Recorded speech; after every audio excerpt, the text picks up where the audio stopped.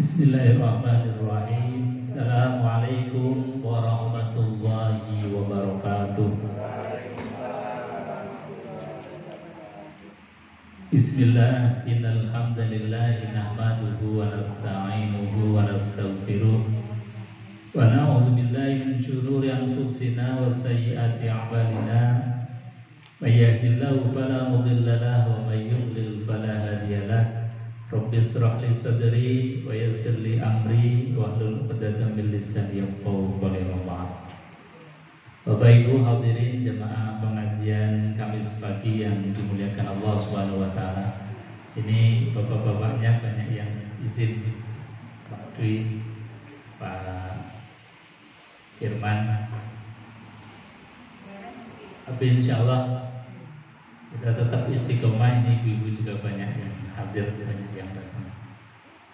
Kita lanjutkan kajian tafsir Al-Quranul Karim. Sudah sampai ayat yang ke-58 sekarang. Bapak Ibu hadirin jemaah yang dimuliakan Allah, di ayat 58 ini luar biasa.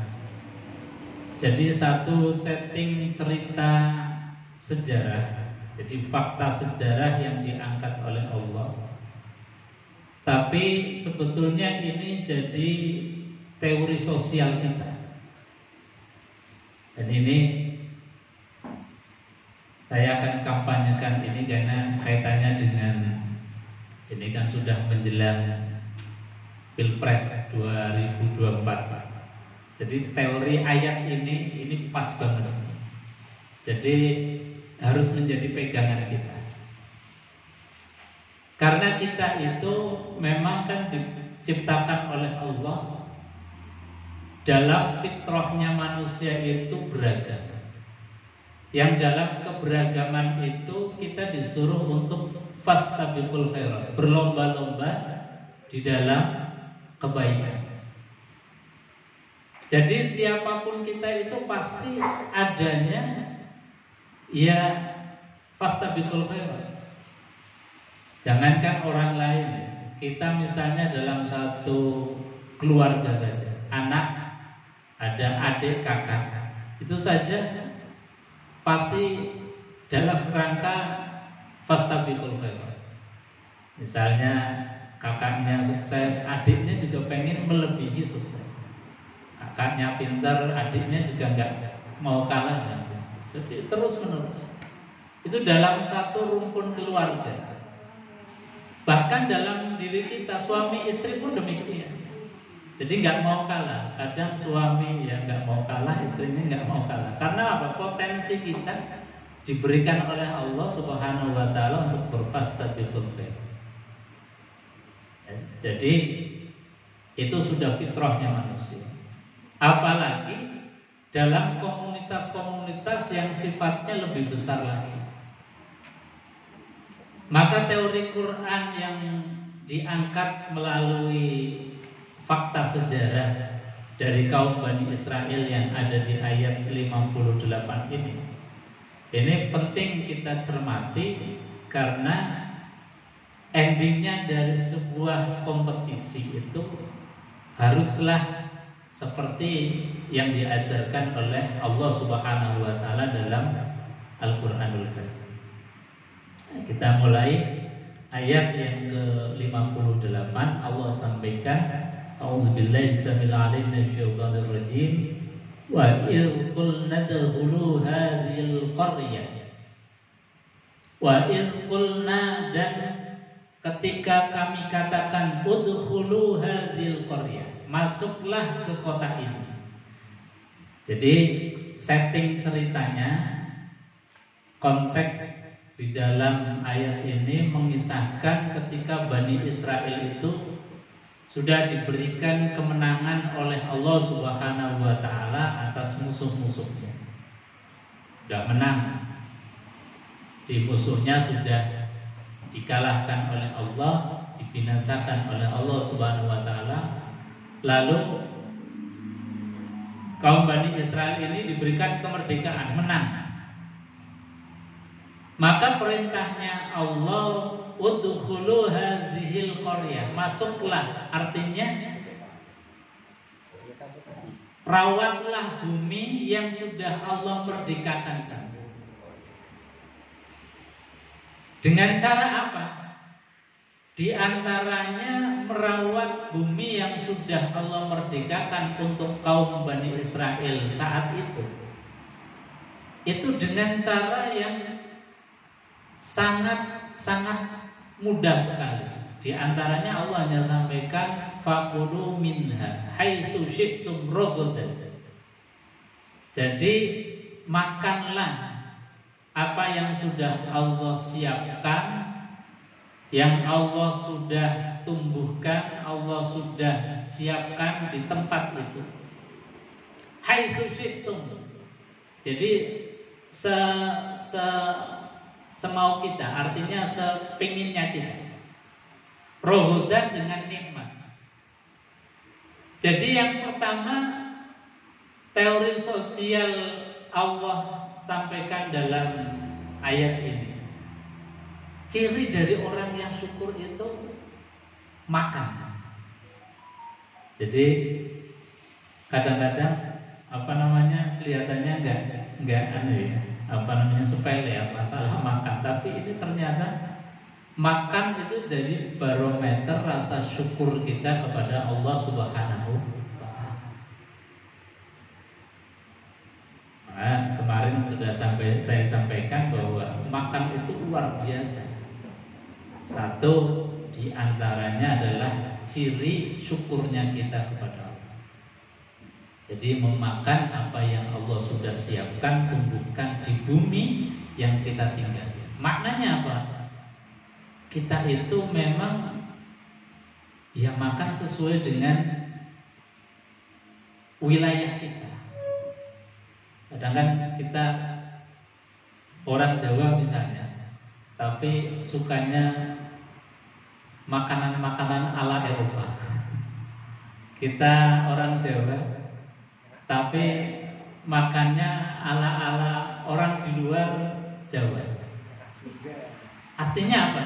Kita itu ya Jawa punya nilai kejawaannya. Itu makna dari fakulu minha haitsu syi'tum ragadan. Kita nikmati dulu.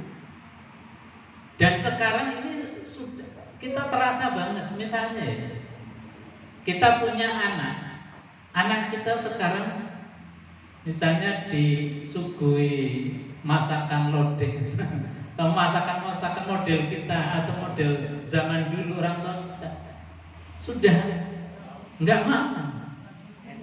Jadi sudah kehilangan jati dirinya.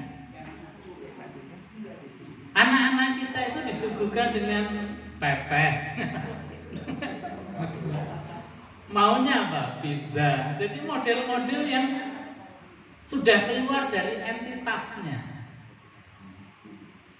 Ini ayat ini sangat-sangat apa ya? Ya menggugah rasa kita bahwa ternyata kita itu sudah kehilangan. Kalau kita Jawa ya kehilangan Jawanya, kalau kita Sunda kehilangan Sundanya. Karena apa? Karena ekspor makanan itu sudah begitu luar biasa. Obligasi makanan, jadi makanan sudah nggak ada teritorinya. Jadi orang Jawa ya sudah makanannya Eropa, orang Eropa ya Eropa. Jadi ini sudah kehilangan entitas sebagai diri kita. Nah, makanya Allah ini kan teori sosial yang luar biasa. Maknanya apa? Ya kita seperti orang tua kita dulu, Jawa ya jangan kehilangan rasa Jawanya, Sunda ya jangan kehilangan rasa Sundanya, kita jangan kehilangan entitas jati diri kita. Makanya Allah sampaikan bahwa ketika kita sudah dalam keadaan merdeka, maka yang pertama itu harus kita bangun dulu adalah rasa jati diri kita. Jangan kemudian dijajah budayanya, foodnya, makanannya sudah dijajah, pakaiannya sudah dijajah, perilaku sosialnya sudah dijajah. Ini kan akhirnya apa? Kita nggak punya jati diri. Wong Allah sudah sampaikan ya ayyuhan nas inna khalaqnakum min dzakari wa untha wa ja'alnakum syu'uban wa qabaila lita'arafu. Ya ayyuhan nas, wahai sekalian manusia, kami ciptakan manusia itu berbangsa-bangsa dan bersuku-suku. Karena apa? Tujuannya untuk saling mengenal. Oh, dia lagi makan gudeg, berarti dia orang Jogja. Kelihatan. Oh, dia makannya kurma, lalapan, berarti dia orang Sunda. Kurma berarti orang Arab. Jadi mudah untuk dikenal. Nah, kita sekarang ini untuk mengenal dari segi makanannya saja agak susah. Dengan anak kita sudah makanannya hamburger, pizza, sudah kayak kehilangan entitas sebagai kesejatian diri kita. Ini. Maka di antara rasa syukur kita itu mengembalikan apa yang sudah menjadi fitrahnya Allah. Allah fitrahkan kepada kita dilahirkan menjadi Jawa, ya keluarkanlah entitas Jawa kita. Kita sebagai orang Sunda, ya tampakkan kesundaan kita. Kita menjadi orang Indonesia, punyalah kebanggaan kita sebagai bangsa Indonesia. Ini diantara syukurnya itu dari hal yang kelihatannya sepele. Jadi kata Allah, fakulu minha haitsu syi'tum raghadan. Jadi dengan raghad, dengan nikmat. Ya boleh sekali-kali mungkin kita merasakan makanannya orang lain, tapi jangan kehilangan entitas jati diri kita. Nah, ini saja sudah menjadi satu problem PR kita dari arahan yang disampaikan Quran. Wa idh qulna dkhulu hadhil qaryah faqulu minha haitsu syi'tum ragadan. Jadi menjadi kebanggaan kita. Tapi alhamdulillah ya kita masih punya makanan khas. Bapak Ibu hadirin jemaah yang dimuliakan Allah. Teori yang kedua, wadkhulul baba sujjada. Wadkhulul baba. Dan setelah kita diberikan kemenangan oleh Allah, konteksnya saat itu adalah kaum Bani Israel setelah menang dari musuhnya, masuklah ke dalam negaranya saat itu, yaitu Baitul Maqdis atau Palestina, saat ini Yerusalem. Masuk menempati tempat yang sudah Allah merdekakan itu sujadan, dengan sujud. Makna sujadan ini para ulama kemudian banyak tafsir. Ada yang memang masuk kemudian kita hormat dulu dengan cara sujud. Ada yang memaknai sujud itu bermakna punya kerendahan hati. Jadi ada ketawaduan. Nah, ini yang jadi teori sosial kita, bahwa setelah Allah berikan kemenangan kepada siapapun, setelah kita menaklukkan, setelah kita berkompetisi, setelah kita mungkin ada tadi pilpres, pilkada dan lain sebagainya kalau dalam konteks kita, maka setelah itu harusnya fatwadkhulul baba sujada, harus ada rekonsiliasi, harus ada ketawaduan, baik khususnya yang menang. Tidak boleh kemudian adigang, adigung, adiguna, merasa menang kemudian congkak, sombong, merasa menguasai. Kemudian yang kalah dihilangkan atau mungkin tidak dapat tempat. Yang kalah kemudian disingkirkan dan lain sebagainya. Nah, ini nggak boleh.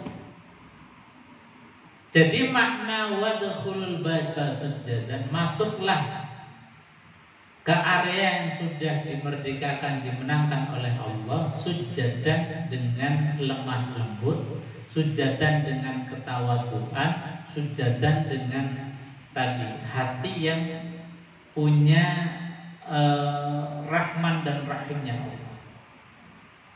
Nah, ini teori sosial yang Allah berikan kepada kita. Karena apa? Biasanya dan faktanya, karena memang sifat dasarnya manusia itu punya sifat congkak. Orang yang kalau menang itu biasanya kemudian punya sifat sombong, serakah, terus nggak mau ngalah, yang kalah disingkirkan. Ini yang kemudian menjadi penyakit yang menjadikan Allah kemudian mendatangkan murka. Jadi orang yang sudah diselamatkan Allah tapi tidak tahu diri, tidak tahu terima kasih bahwa kemenangan itu sejatinya bukan karena kekuatannya dia, tapi pemberian Allah. Maka ketika kita punya kesadaran bahwa kemenangan atas kompetisi kita itu adalah hadiah dari Allah, pemberian Allah, pertolongan Allah Subhanahu wa ta'ala, maka setelah itu ya kita kembali lagi. Kembali tidak punya problem apa-apa. Kalau dalam bahasa sekarang itu rekonsiliasi lagi. Jadi kompetisi selesai ya sudah. Tidak ada kemudian menyisakan riak-riak seperti sekarang. Kompetisinya sudah 5 tahun lalu, tukarannya masih sampai sekarang. Dan ini memang mau tukaran lagi. Ini kalau nggak punya kesadaran seperti yang dibangun dari ayat ini, itu nggak bisa, karena memang manusia itu punya karakter dasar begitu. Kita pilkades saja misalnya di kampung-kampung ya Allah. Pilkadesnya sudah 20 tahun yang lalu, itu masih juga belum mau tegur sapa. Pilkadesnya mungkin sejak kita kecil, tapi orang-orang perilaku itu belum mau rekonsiliasi. Karena apa? Karena yang menang itu tidak ada ketawaduan, yang kalah juga belum ikhlas, belum legowo bahwa ini hanya sekedar permainan saja. Ini hanya kompetisi yang memang sesuatu yang fitrah dari manusia. Maka teori sosial yang Allah sampaikan dalam ayat ini luar biasa. Wadkhulul baba sujjadan. Setelah kita menang, maka masuk dalam suasana yang kita itu punya rendah hati ketika kita menang. Dia saling merangkul yang kalah. Sebetulnya dalam kompetisi yang kemarin Nuhun Sewu misalnya, Pak Jokowi merangkul Pak Prabowo yang selaku rival, itu sebetulnya teorinya Quran itu kalau dalam hal ini bagus. Nggak tahu kalau dalam hal yang lain masih banyak. Tapi kalau dalam masalah ini bagus, sesuai Quran. Karena apa? Setelah kita itu ada kompetisi, tidak boleh lagi kemudian ada kompetisi lanjutan. Harus ada rekonsiliasi. Kata Quran, wadkhulul baba sujjadan. Jadi kaum Bani Israel meskipun sudah dimenangkan oleh Allah, jangan merasa kemudian sombong. Jangan ada kesombongan dalam hati. Rangkullah mereka, kasih sayangilah mereka. Karena mereka dulu menzolimi kamu mungkin karena ketidaktahuan. Mereka menindas kalian itu mungkin karena keserakahan. Maka keserakahan, kezoliman jangan dibalas dengan kezoliman. Keserakahan jangan dibalas dengan keserakahan. Itulah teori Quran. Dan kita umat Islam itu harus punya nilai itu. Jadi nggak boleh kemudian dulu dia menzolimi saya, mendolimi kita, gantian kita sudah memegang kekuasaan, menindas mereka, menzolimi. Ya tidak ada bedanya mereka dengan kita.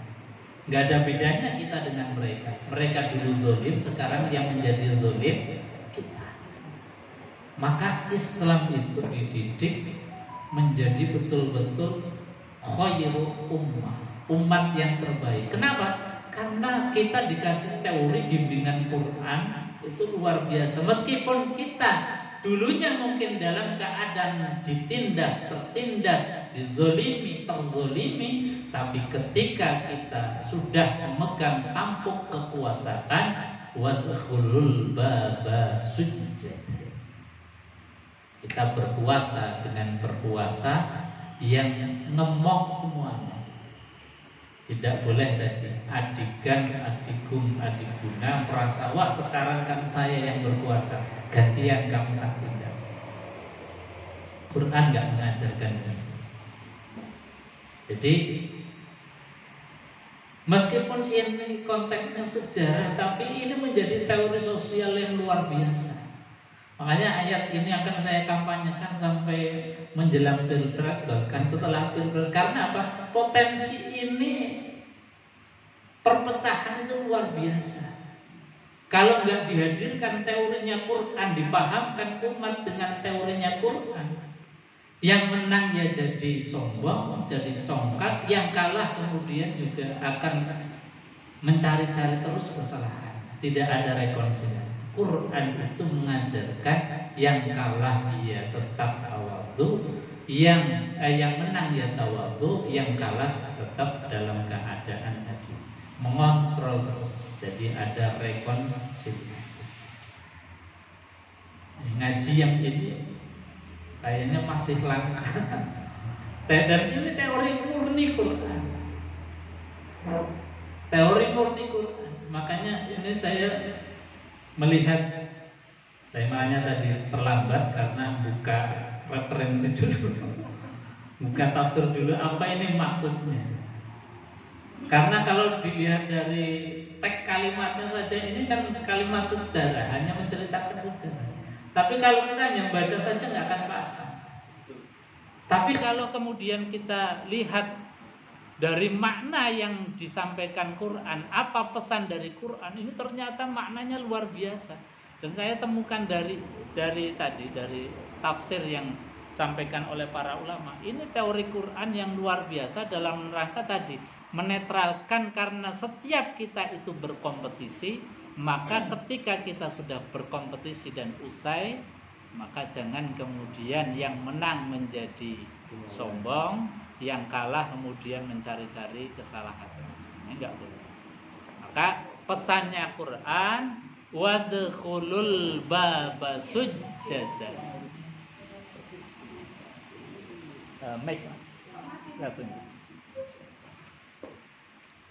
Bapak Ibu hadirin jemaah yang dimuliakan Allah Subhanahu wa taala.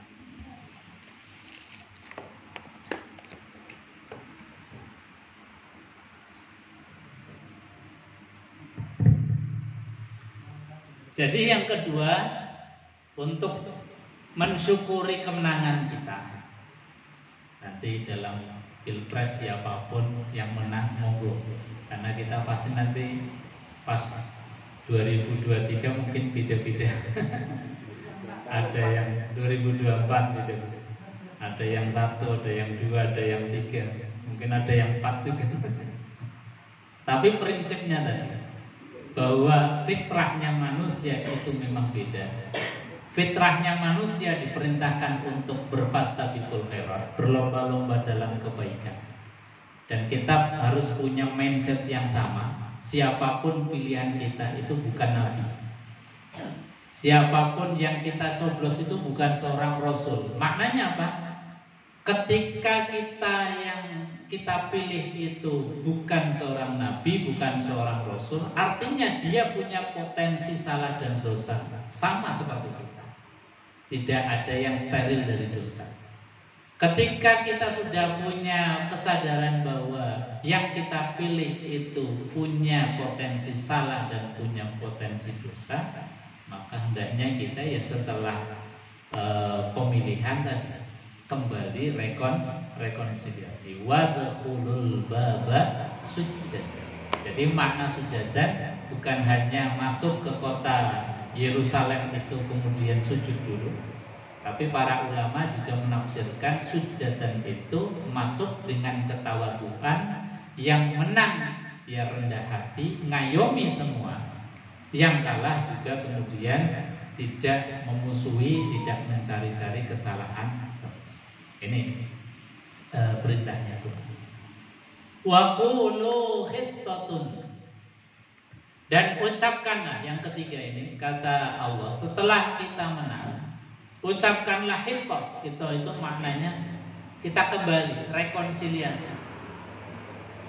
Yang asalnya itu teman, ya tetap jadi teman. Yang asalnya saudara, tetap jadi saudara. Yang asalnya sebangsa, tetap jadi sebangsa. Tidak kemudian karena kalah bikin negara sendiri, bikin kelompok sendiri, bikin presiden tandingan sendiri. Itu namanya nggak hittat, nggak kembali kepada asal yang sebelumnya kita sebelum kompetisi kita itu saudara. Ya tetap kita setelah kompetisi saudara. Ya seperti orang bal-balan. Orang bal-balan kan sebelum main juga tetap jadi teman. Kita musuhan ketika di lapangan saja, tapi setelah keluar juga kita baik-baik. Karena apa? Ad-dunya la'ibun walahu. Jadi dunia ini hanya permainan dan senda gurau saja. Jadi nggak usah di gontok-gontokan sampai kemudian safkut dima, menumpahkan darah. Nah, ini sesuatu yang sangat-sangat dijaga oleh Quran. Jangan sampai hanya karena perebutan kekuasaan atau karena dunia kemudian kita sampai safkut dima, pertumpahan darah. Nah, ini yang dijaga betul oleh syariat, dijaga oleh Quran itu. Jangan sampai kita menumpahkan darah sesama anak bangsa, kemudian saling berperang, saling memusuhi, saling membunuh dan sebagainya. Itu nggak boleh terjadi. Karena satu jiwa itu penghormatan penghargaannya Allah Subhanahu wa taala luar biasa. Kata Allah, man qatala mu'minan muta'ammidan faka'annama qatalan nasa jami'an. Man qatala mu'minan, barang siapa yang membunuh orang mukmin atau membunuh kafir sekalipun yang dalam perlindungan atau dalam kesepakatan kedamaian bersama. Faka'annama qatalan nasa jami'an. Maka kata Allah, orang yang membunuh satu jiwa, satu orang, itu seakan-akan dia membunuh semua manusia. Jadi membunuhnya mungkin satu orang, tapi itu sebetulnya membunuh satu peradaban. Karena dengan membunuhnya seorang itu sejatinya dia pun ingin membunuh yang lain. Makanya menjaga harkat martabat apalagi sampai jiwa itu menjadi tujuan dari syariat. Jadi syariat, Quran, hadis itu kan kalau diperas itu ada maqasidus syar'inya, ada tujuan syariat. Apa maqasidus syar'i? Satu adalah hifzuddin, syariat agama, Quran dan hadis tujuan utama adalah menjaga agama. Menjaga agama itu artinya menjaga supaya manusia itu kenal dengan Tuhan. Yang kedua adalah hifdzun nafas. Agama, syariat tujuan utamanya adalah menjaga jiwa. Jadi nggak boleh kemudian jiwa-jiwa itu dirampok, dirampas haknya hanya karena kemudian tadi perebutan kekuasaan atau karena kepentingan dunia. Itu enggak boleh. Jadi sekali lagi, hifdzun nafas, menjaga jiwa itu adalah ruhnya syariat. Maka kita di dalam berpolitik itu sebisa mungkin itu menjauhkan diri dari safkut dima, pertumpahan darah. Meskipun politik kita itu masih high cost. Jadi dengan biaya yang nggak murah, triliunan bahkan ratusan triliun. hanya untuk satu penyelenggaraan kompetisi yang namanya pilkada atau pilpres atau pemilihan anggota legislatif dan lain sebagainya. Tapi high cost yang kita keluarkan kalau dibandingkan dengan penjagaan atas jiwa itu nggak ada apa-apanya. Artinya biaya yang besar asal kita damai, jiwa itu bisa kemudian dijaga betul. Jangan sampai ada sabtu dima yang masif. Itu kita harus apresiasi. Meskipun yang nggak sempurna, belum sempurna, tetap harus kita berjuang terus. Karena tidak ada satu sistem yang menjadi sempurna. Bahkan Rasulullah SAW pun tidak mewariskan sistem yang yang paten. Sistem yang paten di dalam kita bernegara. Kalau yang memang dicontohkan oleh Rasulullah itu, Rasul di dalam membuat satu negara yang namanya negara Madinah itu dengan konsep piagam Madinah. Yang kita tahu bahwa Madinah saat itu ada Muslim, ada Yahudi, ada Nasrani. Dan fakta itu kemudian disepakati dengan kesepakatan bersama Rasulullah dengan mereka Yahudi dan Nasrani itu dengan satu piagam Madinah, kesepakatan bersama, kesepakatan membangun satu peradaban, satu negara yang namanya Madinatul Munawwarah. Ya, kalau dalam konteks kita itu kesepakatannya ya Pancasila itu. Jadi Pancasila itu sebetulnya satu kesepakatan bersama di dalam berbangsa dan bernegara. Jadi kalau kemudian di zaman Rasulullah yang mengkhianati kesepakatan bersama di dalam piagam Madinah, makanya diperangkan.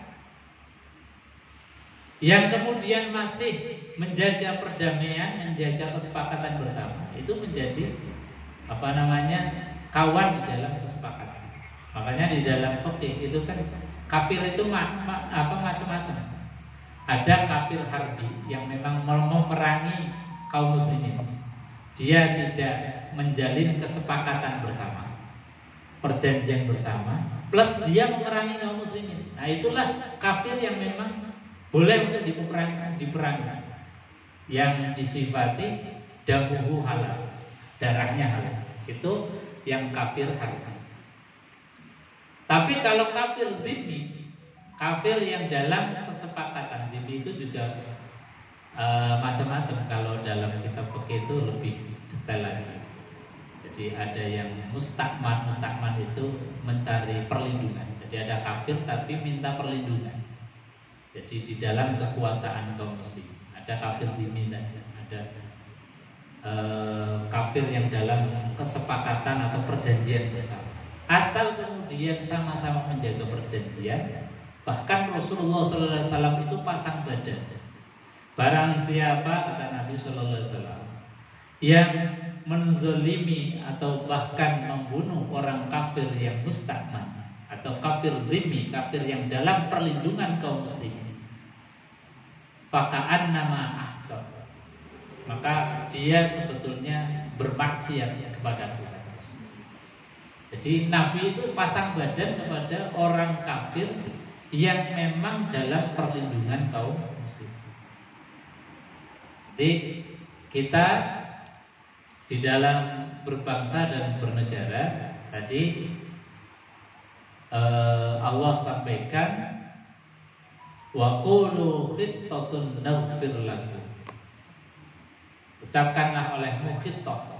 Khittah itu tadi rekonsiliasi. Ayo kembali kepada hal awal sebelum kita berkompetisi, kembali kepada perdamaian, kepada persaudaraan yang memang itu adalah yang menjadi tujuan daripada syariat, bahwa kita itu tidak ada saling memusuhi, saling menjegal, saling menumpahkan darah.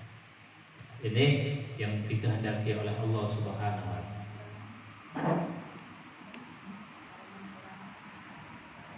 Kalau kita sudah bisa mengatakan hittot, maka Allah naghfir lakum, akan mengampuni dosa-dosa.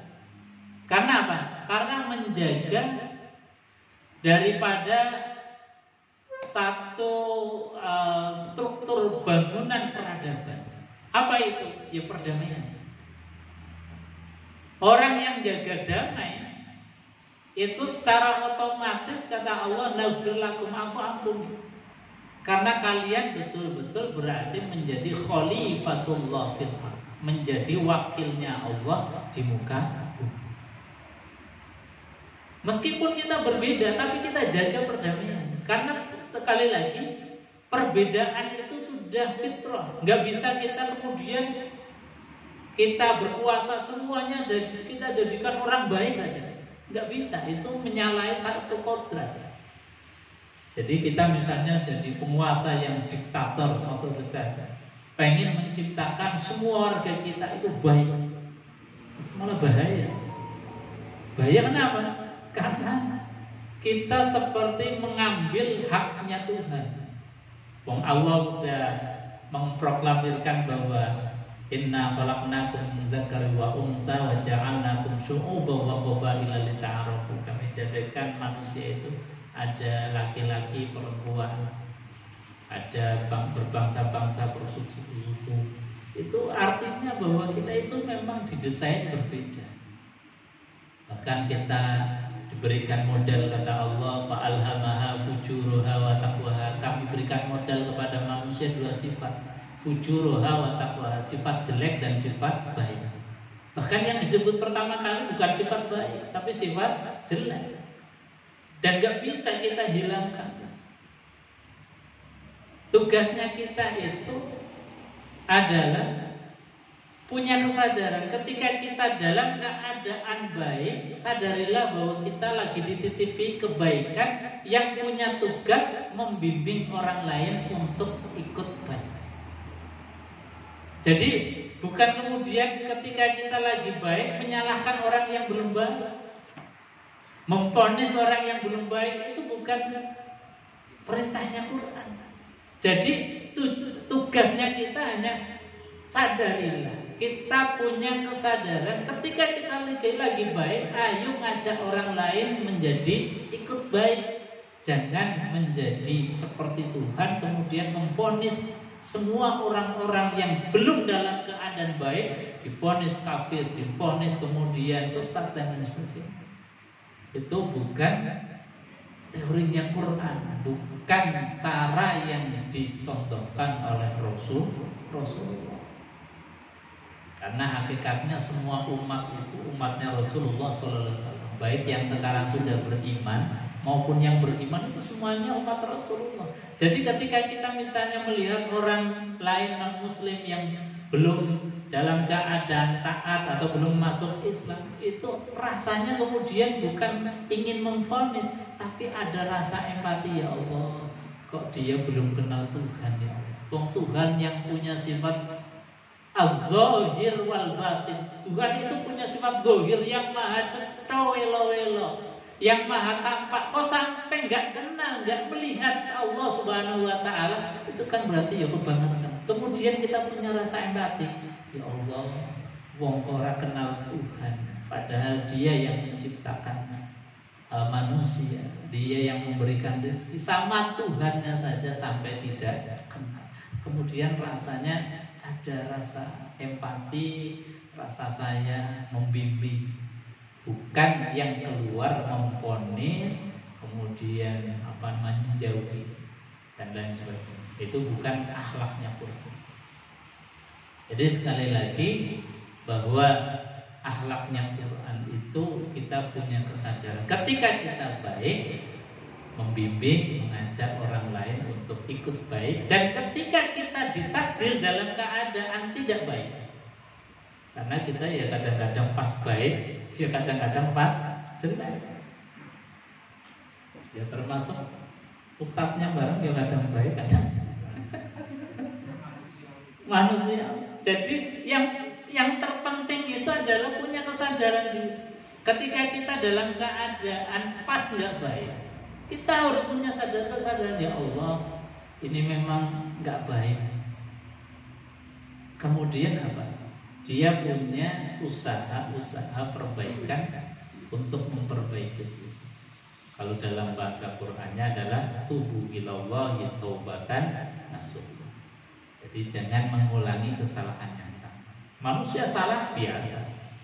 Manusia dosa memang wajar, namanya manusia. Menus-menus kakek dosa. Tapi kemudian jangan meniatkan diri untuk berbuat dosa, karena kita menanam padi pasti akan tumbuh rumputnya. Tapi jangan kita menanam rumput karena pasti tidak akan tumbuh padi. Jadi menanam kebaikan pun kejelekan pasti akan tumbuh. Maka itu kemudian kita petani, kita hilangkan gulma-gulma. Jadi kesadaran inilah yang kemudian kita harus tumbuhkan. Dan kesadaran seperti itu tidak akan bisa muncul kecuali kita ngaji, kita belajar. Karena belajar ngaji itu perangkat piranti untuk mengoreksi, untuk mengevaluasi diri.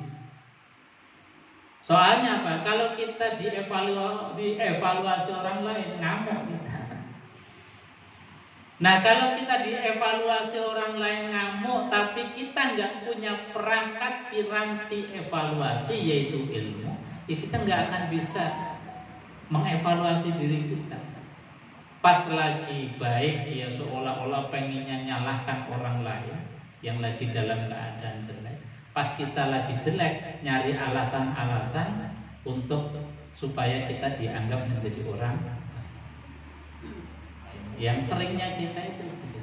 Kenapa? Ya karena tadi memang modalnya manusia itu fa'alhamaha fujuraha wa taqwaha. Allah kasihkan modal, ilhamkan kepada manusia fujur, sifat jelek, wa taqwaha, dan sifat takwa. Kewajiban kita adalah punya kesadaran. Pas lagi baik, ya punya kesadaran bagaimana sikap kita ketika dalam keadaan baik, dan ketika kita dalam keadaan buruk pun punya sikap bagaimana sikap kita ketika kita sedang dalam keadaan yang buruk. Bapak Ibu hadirin jamaah yang dimuliakan Allah Subhanahu wa taala. Jadi naghfir lakum khotoyakum, kata Allah, kalau kalian punya sikap tadi, menang tapi enggak ngasorake, menang tapi tetap merangkul, itu Allah langsung mengampuni. Jadi dosa-dosa, kesalahan-kesalahan kita kemarin, misalnya pas waktu kampanye dan sebagainya, saling bully, saling mencaci, karena khasnya orang kompetisi kan gitu. Ya yang menjadi kompetitor, kita cari-cari kejelekan, kita cari-cari masalahnya. Itu sudah gawat bayinya kita. Tapi setelah itu harus kemudian hilangkan. Kalau kita mampu menghilangkan, naghfir lakum khotoyakum, Allah hapus itu semua. Ya sudah, dianggap yes, manusia memang begitu, tak hapus kata Allah kesalahan-kesalahan, saling caci, saling bully. Tapi syaratnya tadi, wadkhulul baba sujada, masuk dalam keadaan rendah hati, saling merangkul, saling mengasihi, jangan saling pukul, jangan saling memvonis dan lain-lain. Wa sanazidul muhsinin.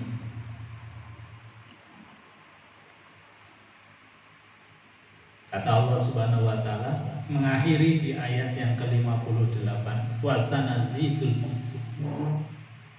Dan Allah pasti akan menambahkan nikmatnya bagi siapa? Al-muhsinin, bagi orang-orang yang punya sifat muhsin atau ihsan. Sifatnya itu ihsan, orangnya namanya muhsin. Nah, karakter muhsin ini yang bagaimana? Ya tadi, diantaranya orang yang syukur kepada Allah, bahwa kemenangannya bukan atas usaha dan ikhtiarnya dia saja, tapi juga ada campur tangan dari Allah Subhanahu wa taala. Itu yang pertama. Jadi orang muhsin harus tahu diri. Jadi menang ya menang, tapi jangan melupakan Allah. Sering orang itu menang merasa kemudian karena banyak hartanya, karena banyak pengikutnya, karena dia orang baik, tapi melupakan zat yang memberikan kemenangan yang hakiki, yaitu Allah Subhanahu wa taala. Ya jangankan pas zaman atau waktu pilkada. Kita menang di Ramadan saja, kita kadang-kadang lupa bahwa kemenangan kita di Ramadan itu seolah-olah karena hebatnya kita di bulan suci Ramadan. Siang bisa puasa, malam bisa qiyamul lail. Pas takbir malam Id itu seolah lupa yang memberikan kemenangan, yaitu Allah Subhanahu wa taala. Makanya pertemuan kemarin kami sampaikan, hakikat daripada kemenangan itu yang disebut bukan dirinya, tetapi yang disebut adalah zat yang memberikan kemenangan. Makanya setelah Ramadan selesai, puasa selesai, perintahnya Quran itu kan walitukabbirullaha ala ma hadakum, dan supaya kalian bertakbir. Kita sudah menang melawan hawa nafsu dengan puasa, kita sudah qiyamul lail, kita sudah berzakat, infak, sedekah, maka yang paling penting yang harus diingat walitukabbirullaha. Kita bertakbir di malam Idul Fitri. Supaya apa? Kita ingat bahwa yang memberikan kemenangan itu Allah. Nah, persis sama. Ketika kita dalam kompetisi, kita dalam apapun itu kemudian diberikan kemenangan, seringkali kita melupakan Allah. Ini kemudian diingatkan oleh Allah. Muhsin cirinya adalah satu, ingat zat yang memberikan kemenangan. Yang kedua, punya sifat ketawadhuan. Kemudian yang ketiga adalah jadi yang pertama adalah tadi bersyukur kepada Allah, ingat kepada zat yang memberikan kemenangan. Yang kedua adalah punya sifat tawadhu. Jangan merasa menang terus menang-menangan. Jangan merasa menang kemudian yang kalah itu disingkirkan, tapi saling merangkul. Dan yang ketiga adalah khitah atau rekonsiliasi. Sifat ini harus ada. Insya Allah kalau sifat ini ada, kita disifati oleh Allah sebagai muhsin. Wasanazidul muhsin. Bapak Ibu hadirin jemaah yang dimuliakan Allah Subhanahu wa taala, mungkin itu dulu yang bisa kami sampaikan. Barangkali ada yang mau ditambahkan, didiskusikan atau ditanyakan, monggo silakan.